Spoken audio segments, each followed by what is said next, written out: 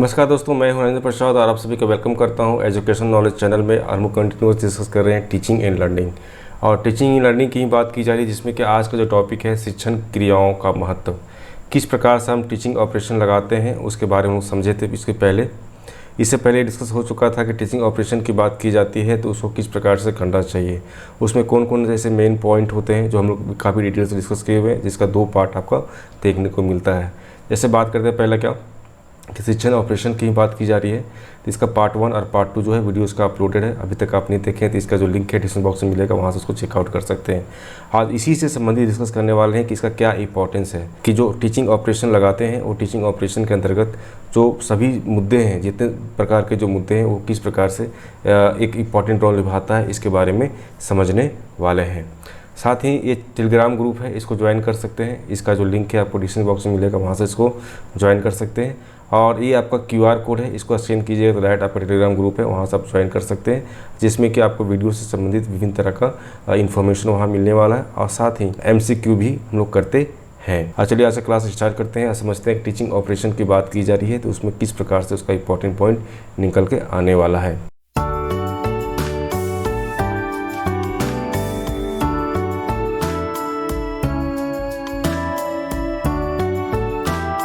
Video को like दीजिएगा और अपने ग्रुप में ज़्यादा से शेयर कीजिए, और फर्स्ट टाइम विजिट करें तो सब्सक्राइब जरूर कर लीजिएगा, क्योंकि आपको बीएड से संबंधित बहुत सारे आपको यहाँ पे वीडियो मिलने वाले हैं। चाहे बीएड की बात करें या फिर सीटेट की बात करें या फिर जेटेट की भी बात करें, तो ये सभी के संबंधित आपको वीडियो यहाँ से मिलने वाला है। इस चैनल को विजिट कीजिएगा, वहाँ पर आपको बहुत सारे वीडियो जो है आपको बीएड से संबंधित, जैसे चाइल्ड एंड ग्रोइंग आपका जो पेपर है वो पूरा पेपर आपका कम्प्लीट हो चुका है, उससे सारे वीडियो आपको अपलोड मिलेगा। अभी बात करें टीचिंग एंड लर्निंग जो पेपर है उससे संबंधित में डिस्कस कर रहे हैं, उसी में से आपका टॉपिक है टीचिंग एंड लर्निंग। तो एक सीक्वेंस में सारा वीडियो आपको मिलने वाला है। आप बहुत अच्छी तरह से सारे पॉइंट को समझना चाहते हैं तो सारे वीडियो को एक एक करके देखिए, आपको पूरी तरह से सारा जो कॉन्सेप्ट है वो सारा कॉन्सेप्ट आपको क्लियर हो जाएगा। तो इस चैनल को सब्सक्राइब कर लें और वीडियो को लाइक दीजिए, और कमेंट बॉक्स में ज़रूर बताइए कि वीडियो कैसा लग रहा है। आप यहाँ बात कर रहे हैं क्या, टीचिंग प्रोसेस के बारे में वो पहले भी डिस्कस कर चुके थे। इससे पहले इसका 2 पार्ट आपको देखने को मिलेगा टीचिंग प्रोसेस से संबंधित। तो छोटा सा यहाँ पे हम लोग एक रिव्यू कर लेते हैं। टीचिंग प्रोसेस की बात करें तो दैट मीन्स ये हुआ कि जब एक टीचर क्लास में पढ़ाने के लिए जाता है तो उसके लिए क्या क्या प्रिपरेशन करना होता है, इससे संबंधित होता है। और क्लास में जाने से पहले क्या क्या प्रिपरेशन करना होता है, इससे संबंधित होता है। दैट मीन्स कह सकते हैं टीचिंग प्रोसेस में अगर हम लोग 3 पार्ट देखे थे, 1, 2 और 3, और तीनों में बताया गया था कि ये तीनों पार्ट किस प्रकार से टीचिंग प्रोसेस में काम करता है, टीचर के लिए किस प्रकार से एक प्रोसेस करना चाहिए टीचिंग के दौरान, इन सभी के बारे में बताया गया था। इसमें से पहला पार्ट ये था कि आप जब क्लास में जाते हैं उससे पहले आपका प्रिपरेशन किस प्रकार से होता है, आपका ऑब्जेक्टिव क्या होता है, आप किस प्रकार से वहाँ टेक्निक, किस प्रकार से मेथड्स, किस प्रकार के स्किल का यूज करना चाहिए। जब आप क्लास में जाते हैं तो उस क्लास में जाने के बाद आपको वहाँ पे किस तरह का प्रोसेस करना चाहिए, उन सभी के बारे में डिस्कशन हुआ था। और लास्ट में डिस्कस किए थे कि जब क्लास एंड हो जाता है तो उसके बाद आप किस प्रकार से उसका एवेलुएट कर सकते हैं, उसका मूल्यांकन कर सकते हैं, इनके बारे में लोग समझ चुके थे। आज इसी में बात करने वाले हैं कि इसका इंपॉर्टेंस क्या है, ये किस प्रकार से अपना रोल निभाता है, इन सभी के बारे में जानेंगे। तो पहला पॉइंट क्या आता है, पहला पॉइंट देखने को मिलता है कि शिक्षकों को दिशा निर्देश मिलता है कि उन्हें कक्षा में प्रवेश करने से पूर्व और कक्षा के समय तथा कक्षा के बाद क्या करना चाहिए।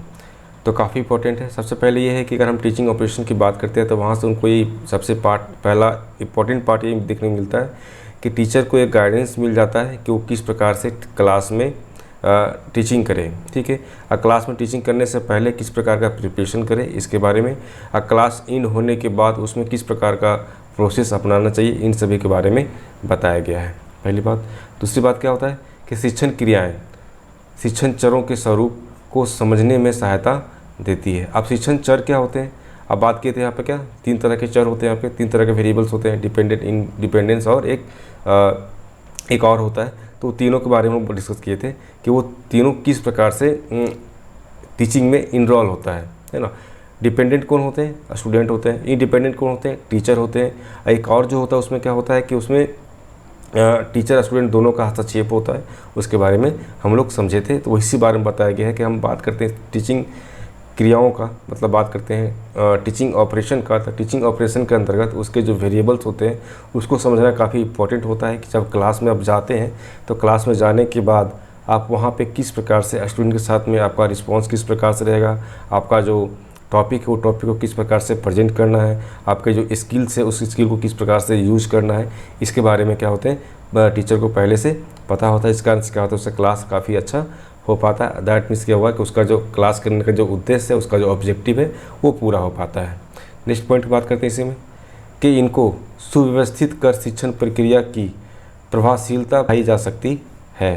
तो इनको मतलब किसको, टीचर की बात कर रहे हैं यहाँ पे, क्या बात कर रहे हैं कि शिक्षण की बात की जा रही है। शिक्षण में क्या होता है कि अगर आप चाहते हैं कि सुव्यवस्थित रूप से शिक्षण प्रक्रिया हो और उसको प्रभावशाली ढंग से आप बढ़ा सकते हैं, तो इसमें क्या है कि वो टीचिंग ऑपरेशन जो बताया गया है उसको काफ़ी डिटेल से अगर हम लोग समझने की कोशिश करते हैं तो उसमें सारी चीज़ बताया गया था कि आप किस प्रकार से क्लास से पहले और क्लास के बाद और क्लास में किस प्रकार का आपको प्रोसेस को अपनाना चाहिए। तो अगर वो सारी चीज़ों को एक सुव्यवस्थित रूप से अगर आप करते हैं तो इससे क्या होगा कि आपका जो टीचिंग करने का जो प्रोसेस है वो काफ़ी ज़्यादा इफेक्टिव होगा, काफ़ी ज़्यादा पॉजिटिव आपको देखने को मिलेगा। नेक्स्ट बात करते हैं यहाँ पे क्या, सीखने सिखाने की प्रक्रिया में घनिष्ठ संबंध स्थापित करती है। तो टीचिंग ऑपरेशन जो है वो शिक्षण क्रियाएं जो होती है वो कहीं सीखने और सिखाने की जो प्रक्रिया होती है, टीचिंग और लर्निंग का जो प्रोसेस होता है उसमें एक घनिष्ठ संबंध स्थापित करता है। दैट मीन्स कह सकते हैं कि टीचर और स्टूडेंट के बीच का जो रिलेशन होता है काफ़ी ज़्यादा मजबूत बनाने की कोशिश होती है, जिसमें कि एक टीचर अपना जो भी टॉपिक को बताना चाह रहा है, जो भी टॉपिक को समझाना चाह रहे हैं वो बच्चे को पूरी तरह से समझ में आता है। बच्चे को जब समझ में नहीं आता है तो बहुत सारे क्वेश्चन भी बच्चे कर पाते हैं और वहाँ से क्या होता है जो भी टॉपिक का डिटेल्स है वो सारी डिटेल्स जो है बच्चे को समझ में आने लगता है। टीचर भी क्या होता है उसका जो ऑब्जेक्टिव होता है वो भी उसका पूरा हो जाता है। तो इस सेंस में क्या होता है कि दोनों के बीच का जो रिलेशन होता है काफ़ी ज़्यादा घनिष्ठ होता है, काफ़ी ज़्यादा मजबूत बनते चले जाते हैं। इस बात करने वाला इसी में कि ये क्रियाएँ, शिक्षण क्रियाएं की बात हो रही है, ये क्रियाएं सूक्ष्म उपागमों के प्रयोग को बढ़ावा देती है।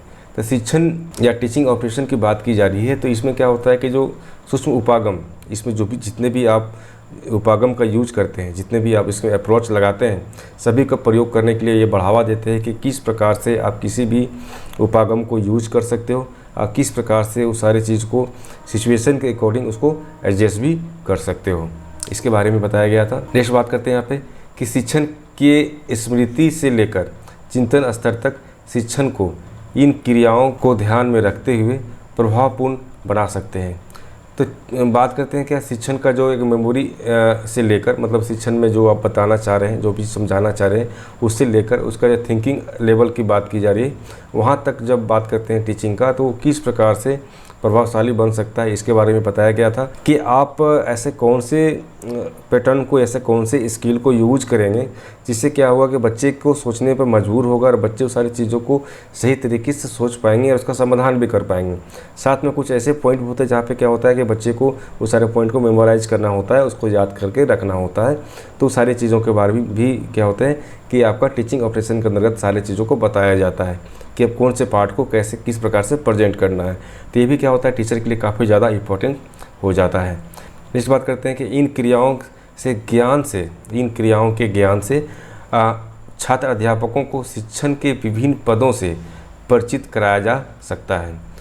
तो ये जो टीचिंग ऑपरेशन है इसमें क्या होता है कि सभी जितने भी बीएड करने वाले जितने भी छात्र हैं ना, छात्र अध्यापक हैं, उन सभी को ये बताया जाता है कि आप इस टीचिंग प्रोसेस को अपनाते हैं तो इसमें आप किस प्रकार से क्लास को लेना है, किस प्रकार से क्लास से पहले प्रिपरेशन करना है, किस प्रकार से किसी टॉपिक को प्रेजेंट करना है, उसमें सहायक सामग्री किस प्रकार से यूज़ करना है, उसका मूल्यांकन किस प्रकार से करना है।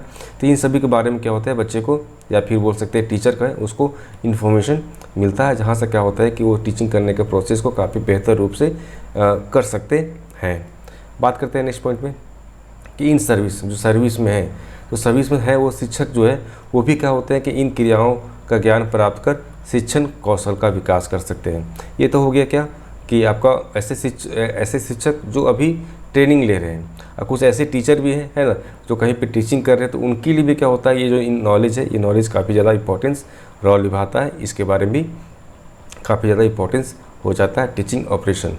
अब बात करते हैं क्या नेक्स्ट पॉइंट में कि शिक्षण की क्रियाएं अनुदेशन प्रारूप तैयार करने के लिए वैज्ञानिक आधार प्रदान करती है। तो शिक्षण की जो क्रियाएं होती है वो क्या करते हैं, अनुदेशन प्रारूप तैयार करने के लिए कि आपको किस प्रकार से किसी भी चीज़ों को पढ़ाना है, उसका किस प्रकार से उसका तैयारी करना है।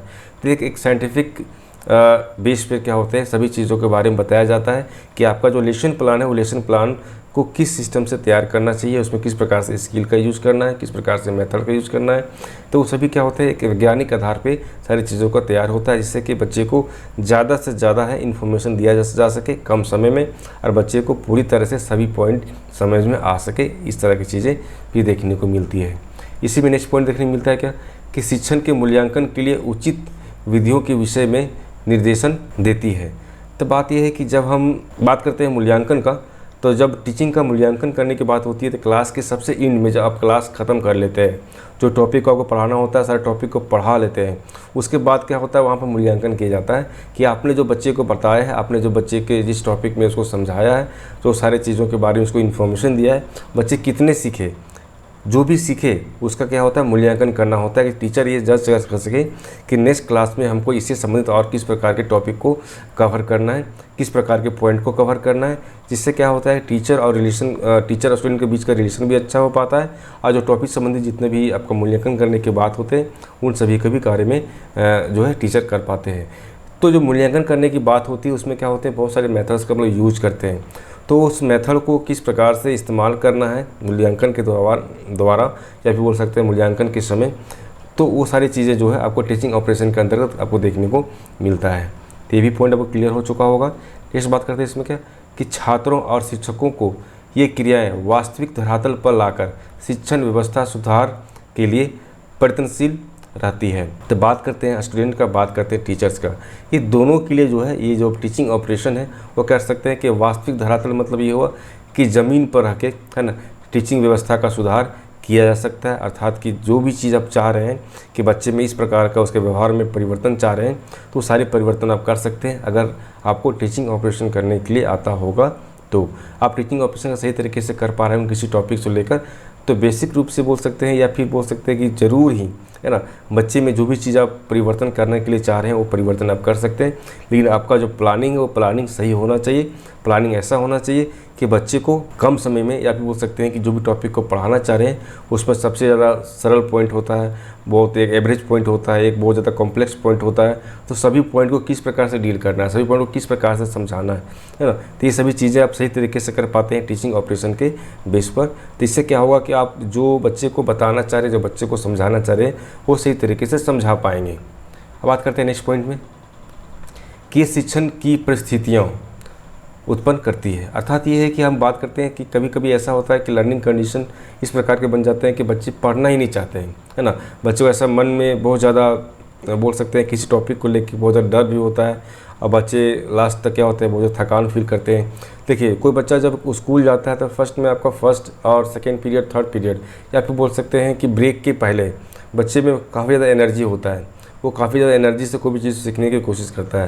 लेकिन ब्रेक के बाद क्या होता है कि उसका एनर्जी लेवल थोड़ा सा डाउन हो जाता है, ठीक है।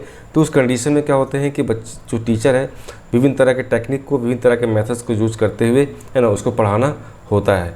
तो लर्निंग कंडीशन जो होता है वो क्या होता है कि काफ़ी ज़्यादा इंपॉर्टेंस होता है कि आप किस प्रकार से बच्चे को बांध कर रखें, अपना जो टॉपिक है उस टॉपिक किस प्रकार से समझा सकें, इस काफ़ी ज़्यादा इंपॉर्टेंस होता है। दैट मीन्स कर सकते हैं कि क्लास का आपका जो इन्वायरमेंट है वो काफ़ी ज़्यादा इंपॉर्टेंट होता है कि किसी भी टॉपिक को आप जो बताना चाह रहे हैं उस इन्वायरमेंट में जितने बच्चे उस चीज़ को सीखने के लिए तैयार हैं या नहीं है, ये काफ़ी ज़्यादा इंपॉर्टेंस हो पाता है। इस कारण से कहा जाता है कि टीचर को अगर टीचिंग ऑपरेशन अगर पता है तो इससे क्या होगा, इस तरह की सिचुएशन को भी वो काफ़ी ईजी वे में हैंडल कर पाएंगे और आसानी से अपना टीचिंग प्रोसेस को कर पाएंगे। नेक्स्ट बात करते हैं इसी में कि शिक्षण की प्रक्रियाएं के निरीक्षण तथा विश्लेषण के लिए वैज्ञानिक आधार प्रस्तुत करती है। तो ये शिक्षण की प्रक्रिया है मतलब टीचिंग ऑपरेशन है वो क्या करते हैं, निरीक्षण की बात करें या फिर विश्लेषण की बात करें तो एक वैज्ञानिक आधार पे बोल सकते हैं साइंटिफिक बेस पर सभी चीज़ को प्रस्तुत करते हैं। जिससे क्या होता है कि आपका जो रिजल्ट है हमेशा एक पॉजिटिव मिलेगा, आपका जो ऑब्जेक्टिव है वो ऑब्जेक्टिव को आप प्राप्त भी कर पाएंगे। तो इस प्रकार से समझे कि आप बात करते हैं टीचिंग ऑपरेशन, तो टीचिंग ऑपरेशन का जो इंपॉर्टेंस है काफ़ी ज़्यादा होता है, इसलिए इस पॉइंट को आपको समझना काफ़ी इंपॉर्टेंट हो जाता है। तो इसका जो वीडियो है अपलोड है, उस वीडियो को आप देखिएगा, 2 पार्ट में किया हुआ है, पार्ट 1 और पार्ट 2, और काफ़ी डिटेल्स में डिस्कस किए हैं। उस पार्ट को अच्छे से समझ जाइएगा तो आपको टीचिंग करने का जो प्रोसेस है काफ़ी ईजी वे में और आसानी से कर पाएंगे। आप नेक्स्ट बात करने वाले हैं इसी में क्या कि शिक्षण एवं संबंधित संप्रदाय। अब टीचिंग और उससे रिलेटेड जो भी कॉन्सेप्ट है इसके बारे में समझने वाले हैं कि हम कहीं भी शिक्षण करने की बात करते हैं तो उसमें कैसा कौन कौन से कॉन्सेप्ट है उसको ध्यान में रखना होता है। तो देख सकते हैं कि शिक्षण से संबंधित विभिन्न तरह का जो कॉन्सेप्ट है उसके बारे में समझने से शिक्षण तथा शिक्षा की बात कर रहे हैं, बात करें शिक्षण का, बात करें अधिगम तथा अनुदेशन की बात करें। इस प्रकार के विभिन्न तरह का जो कॉन्सेप्ट है उसके बारे में जो टीचर को पहले से पता होना चाहिए कि अगर शिक्षण की बात कर रहे हैं वो क्या होता है, शिक्षा क्या होता है, अनुदेशन क्या होता है, इन सभी के बारे में टीचर को पहले से पता होना चाहिए। इससे क्या होगा कि जब भी इस सारी चीज़ों को इस्तेमाल करने की बात आएगी तो वो अच्छी तरह से इस्तेमाल कर पाएंगे और एक दूसरे से रिलेट भी कर पाएंगे कि ये सारी चीज़ें किस प्रकार से काम कर रहे हैं। अब यह समझने वाला है कि टीचिंग की बात कर रहे हैं, उसके जो कॉन्सेप्ट की बात कर रहे हैं उसमें से एक पॉइंट आपको निकल कर आता है कि शिक्षण और शिक्षा, टीचिंग और एजुकेशन की बात कर रहे हैं। तो ये दोनों के बीच में किस प्रकार का रिलेशन होता है इसके बारे में समझने वाले हैं। पहले बात करते हैं टीचिंग का, ठीक है, शिक्षण की बात की जा रही है। तो शिक्षण में क्या होता है कि शिक्षण एक क्या है, विधि है जिसके द्वारा क्या होता है कि शिक्षा को प्रभावशाली बनाया जाता है। अब किसी भी बच्चे में अगर एजुकेशन की बात करते हैं तो उसको प्रभावशाली कब बना सकते हैं, जब आपका टीचिंग अच्छा हो, जब आपका टीचिंग करने का प्रोसेस अच्छा हो, जब आप वहाँ पे टीचिंग का जो ऑपरेशन है उसको अच्छी तरह से लगा पा रहे हैं और बच्चे सारी चीज़ों को सीख पा रहा है। इससे क्या होगा कि जो उसका एजुकेशन सिस्टम की बात करें, उसका एजुकेशन की बात करें वो भी और ज़्यादा प्रभावशाली देखने को मिलता है। अगर वहीं बात करते हैं शिक्षा का, तो शिक्षा में क्या होता है, शिक्षा जो है बालकों के सर्वांगीण विकास का एक साधन है। मतलब कह सकते हैं कि एजुकेशन क्या होता है कि किसी बच्चे का सर्वांगीण विकास करने में काफ़ी ज़्यादा मदद करता है। ये बच्चे की बात करें फिजिकल, मेंटल, सोशल, है ना, इमोशनल, सभी तरह का जो विकास होता है बच्चे के अंदर, उन सभी का विकास करने में जो एजुकेशन है काफ़ी ज़्यादा इंपॉर्टेंट रोल निभाता है। नेक्स्ट पॉइंट में आता है आपका कि शिक्षा के अंतर्गत एक संकुचित प्रकरण है। अर्थात क्या है कि अगर बात करते हैं एजुकेशन का, तो एजुकेशन का ही एक पार्ट होता है आपका टीचिंग करना या फिर शिक्षण होता है, ठीक है। बात करते हैं शिक्षा का, तो शिक्षा का जो स्वरूप है वो व्यापक होता है। इसका जो स्वरूप दैट मीन्स कह सकते हैं, इसका जो अपना स्ट्रक्चर है, इसका जो अपना नेचर है वो बिल्कुल बहुत ज़्यादा व्यापक होता है। काफ़ी बड़े एरिया में क्या होते हैं इसका इस्तेमाल देखने को मिलता है। इस बात करते हैं क्या कि शिक्षण का क्षेत्र समानता स्कूल तक सीमित होता है। अब बात करें शिक्षण का, बात करें टीचिंग का, तो इसका जो एरिया क्या होता है स्कूल तक ही होता है। मतलब कि स्कूल में जाए, सभी चीज़ का प्रोसेस कर रहे हैं, वहाँ पे पढ़ा रहे हैं, है ना, विभिन्न तरह का इन्फॉर्मेशन दे रहे हैं, विभिन्न तरह का नॉलेज दे रहे हैं वहाँ पे, है ना। लेकिन बात करते हैं क्या शिक्षा की बात करते हैं तो क्या होता है कि जीवन तक ये क्या होता है चलती रहती है। अर्थात कि जब कोई व्यक्ति जन्म लेने के बाद जब तक वो उसका डेथ नहीं हो तब तक क्या होते हैं कुछ न कुछ हमेशा वो उसके अंदर शिक्षा की बात होती रहती है, कुछ न कुछ नया चीज़ें वो हमेशा सीखता रहता है। तो इस बात करते हैं क्या शिक्षण के उद्देश्य शिक्षा के लक्ष्यों के अनुसार होता है। अब जो भी शिक्षा होती है, जिस प्रकार की आप शिक्षा देना चाह रहे हैं बच्चे के अंदर, तो उसका जो मेन लक्ष्य होता है वो क्या होता है, शिक्षण का जो उद्देश्य है किस पर डिपेंड करता है, एजुकेशन पर ही डिपेंड करता है कि बच्चे के अंदर में ऐसा क्या परिवर्तन करना चाह रहे हैं। बच्चे के अंदर में जो भी तरह का परिवर्तन कर रहे हैं उसी से संबंधित क्या होता है आपका ऑब्जेक्टिव होता है, और जो भी आपका ऑब्जेक्टिव होता है वही तरह की चीज़ें आप क्या करते हैं बच्चे को पढ़ाते हैं और बच्चे को सिखाते हैं। नेक्स्ट पॉइंट इसी में क्या आता है, अगर बात करते हैं एजुकेशन का, तो एजुकेशन का जो लक्ष्य है, शिक्षा के जो लक्ष्य है वो राष्ट्र के सामाजिक, राजनीतिक तथा दार्शनिक पक्षों पर आधारित होते हैं। तो ये बात करते हैं एजुकेशन, तो एजुकेशन का जो लक्ष्य होता है, उसका जो एम होता है वो क्या होता है कि जितने भी राष्ट्र की बात करते हैं तो राष्ट्र में जो है सामाजिक पक्ष हो गया, राजनीतिक पक्ष हो गया, दार्शनिक पक्ष हो गया, है ना, इन सभी पर क्या होते हैं वो आधारित होते हैं। नेक्स्ट बात करते हैं इसी में आपका शिक्षण की बात करें तो शिक्षण क्या औपचारिक प्रक्रिया है। मतलब क्या होता है एक फॉर्मल प्रोसेस होता है जिसमें क्या होता है कि बच्चे स्टूडेंट दोनों को मिलकर आपस में क्या होते हैं विभिन्न तरह के टॉपिक पर वो डिस्कशन होता है, विभिन्न तरह की चीज़ें वहाँ पे होती है और बच्चे वहाँ से विभिन्न तरह की चीज़ों को सीखते हैं। वही बात करते हैं एजुकेशन की बात करते हैं तो क्या होता है औपचारिक भी होता है, अनौपचारिक, दोनों तरह से क्या होता है देखने को मिलता है। नेक्स्ट पॉइंट बात करते हैं यहाँ पे कि जो शिक्षण की बात की जाती है तो क्या होता है पाठ्यक्रम पर आधारित होता है, जो भी आपका सब्जेक्ट है, जो भी आपका टॉपिक है उस टॉपिक पर आधारित होता है। लेकिन बात करते हैं क्या शिक्षा का, तो इसमें क्या होता है लक्ष्य के आधार पर होता है, पाठ्यक्रम भी होता है, शिक्षण पद्धतियाँ भी होती है इत्यादि, विभिन्न तरह के जो पक्ष होते हैं उन सभी को ध्यान में रख के सारी क्रियाएं होती है। तो आज हम लोग ये समझे कि अगर बात करते हैं टीचिंग ऑपरेशन का तो किस प्रकार से उसका इंपॉर्टेंस होता है इसके बारे में समझें, और साथ में ये भी समझें कि टीचिंग की बात की जाती है उसको किस प्रकार से दूसरे कॉन्सेप्ट से उसको रिलेट कर सकते हैं, जिसमें से एक आपका पार्ट यहाँ पे आता है टीचिंग एंड एजुकेशन की बात हम लोग किए। तो काफ़ी डिटेल्स हम लोग डिस्कस कर लिए, आज हम लोग इतने ही डिस्कस करने वाले हैं। और इसको लाइक कीजिएगा और शेयर भी कीजिएगा अपने ग्रुप के साथ में, अगर फर्स्ट विजिट करें तो सब्सक्राइब भी कर लीजिएगा। इस तरह के वीडियो आपको और भी मिलने वाले हैं।